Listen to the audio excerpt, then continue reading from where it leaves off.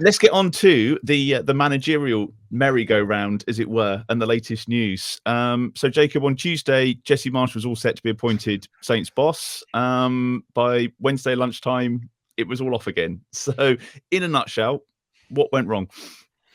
Well, where to start?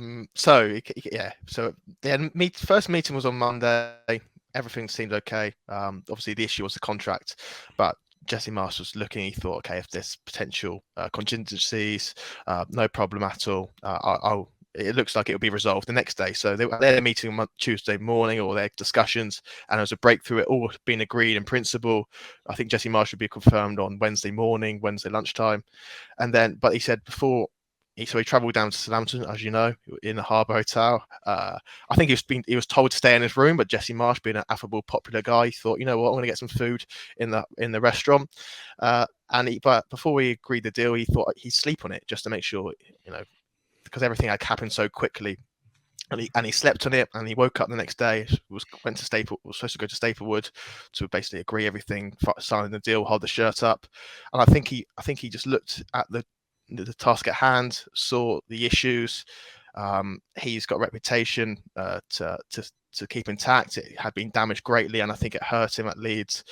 He liked the project at Southampton, but something didn't appeal to him, and he didn't think that he could keep Southampton up. Plus, it was only going to be a 6-month initial, so there wasn't many upsides for him. There wasn't really great backing. But I think it's something that could be revisited in the summer or later down the line. But I think both parties, it was quite raw, the Leeds sacking. It was only 9 days afterwards. It just came at the wrong time, really. And I think Southampton obviously pushed for Jesse Marsch. They had a huge dossier on him. They really liked him, but they really liked Ruben Sellés, and it was very tight between those two at the start of the week.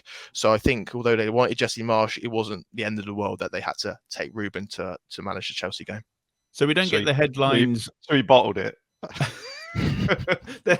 there is your headline. Yeah. So we don't get the story of Jesse Marsch leading the team to Leeds. Glen, do we think we the answer was there all along? Does Ruben Sellés get the job until the end of the season for you?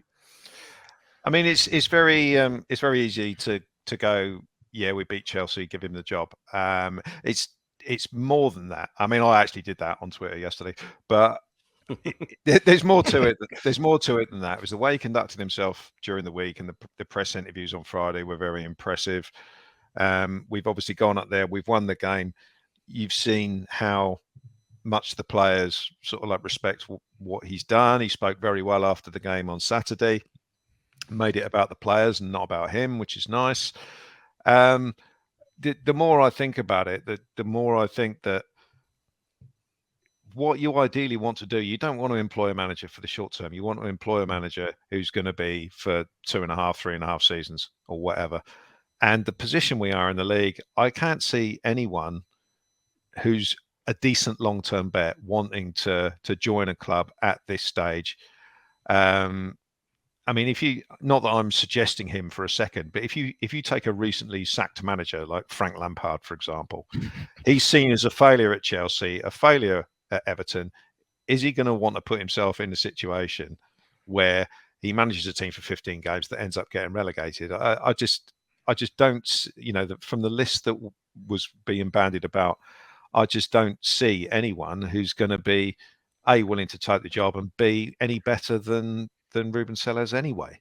And the additional thing with Sellés is that because he's come out and said, I want the job, if he's highly rated, you run the risk of him walking if they go and appoint someone else. So there's lots of things in play here. But I mean, yeah, we've won the game at Chelsea playing a certain way. Our home record this year is diabolical. If he can get some sort of tune out of us at St Mary's, then I really don't see the harm in giving him the job to the end of the season. Just on that question, Jacob, I don't know if it was yourself that asked about whether he wanted the job or not. Were you surprised at his honesty? Because we've all been there. We've all watched those press conferences. We've all heard the caretaker manager go, well, I've been asked to prepare the team for the weekend and we'll see what happens and we'll go from there and it's out of my hands. But for him to actually come out and go, yeah, actually, I want the job. And I feel like I've been working up to this for the last 4 years. That, to me, that was really refreshing to hear. Yeah, excuse of plug, but I've literally a piece has just gone out on the Athletic about that. So you can read it after this. Once you listen to this, obviously. But it's what Sellés has always said is that he's ready to become the manager. Even in the summer, before everyone really knew of him, friends of his, people who had worked with him, as always says his goal was to not coach but manage a top 4 club one day.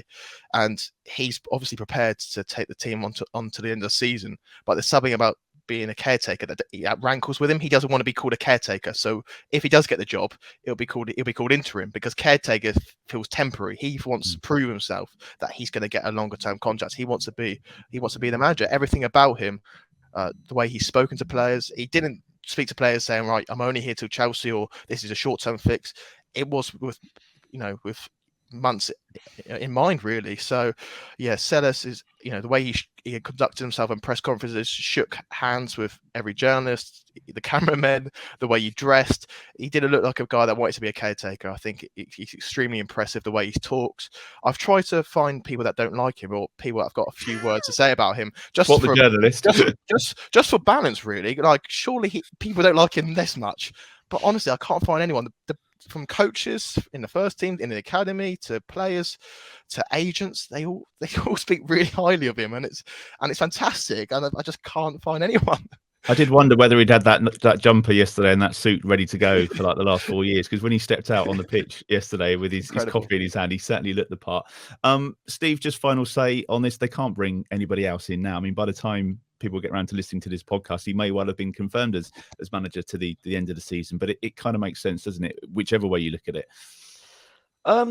It's a difficult one, isn't it? The problem you have is that historically, caretaker managers do not do well when they are given the gig on a permanent basis.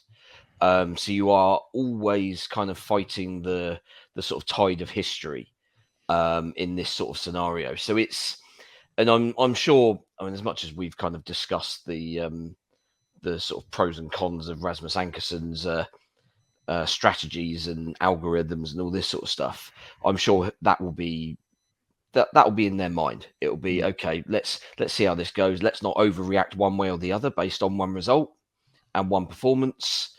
See how we go. Maybe give it a couple of weeks. Now that we've obviously won yesterday and given ourselves half a chance, then that gives, I mean, despite obviously the other results not going our way, it at least gives you a little bit of breathing room that you're not completely cut adrift and having to make a rush judgment. We can afford to kind of let this play out for maybe another 2 or 3 weeks. If the players look like the performances are staying at a good level, then yeah, fine. Confirm him till the end of the season, and that's kind of us making the judgment, and we go from there. We've taken kind of used the evidence in front of us, and that's great. I think if we gave him the job solely on the strength of yesterday, I think that's a risk. Just because, I mean, as I say, the fate of caretaker managers when they go permanent is not good, and you only have to look down the road through the New Forest to see how well their caretaker manager's gone. Although obviously he managed to burgle a win yesterday at Molineux. But yeah, Bournemouth have been terrible since Gary O'Neill got the basically since we went down there and won, I think, wasn't it? That basically they've been kind of what we expected them to be after that little sort of rallying period when Parker left. And you kind of wonder whether that set of results might actually just have been relief that they didn't have Scott Parker barking at them anymore. But yeah, I think with Sellés, I mean, as you say, he speaks well. Clearly people rate him, both sort of externally within the game and internally within the club. So he's already kind of got one foot in the door, really. Yesterday will have done him the world of good. Even if it's only just self-confidence of saying, yeah, I can do this. This has gone well. But having engineered that result, he then also automatically gets the backing of the players. Because they've put a system together that the players are comfortable with, they're confident with, and they've earned a result against one of the most expensively assembled teams in Premier League history. So yeah, I mean, as I say, let's give it a couple of weeks, see how the Leeds and Leicester games go. I mean, I think if we get 4 points from those 2 games, I think that would be enough to say, right, that's a slam dunk for the season, and let's just get this done and get this nailed, and we've got a bit of momentum, and we can build from there. If next week doesn't go to plan, then obviously there might be a little bit more head scratching going on. Well, if it was a job interview this weekend, this last couple of days, it hasn't gone too badly for him. So we shall see. All eyes on any potential announcements this week.